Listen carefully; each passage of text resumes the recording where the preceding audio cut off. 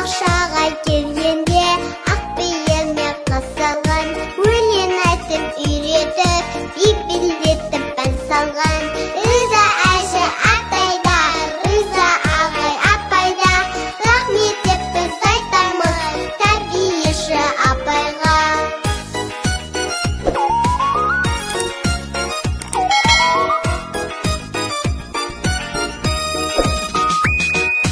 Ойыншық пен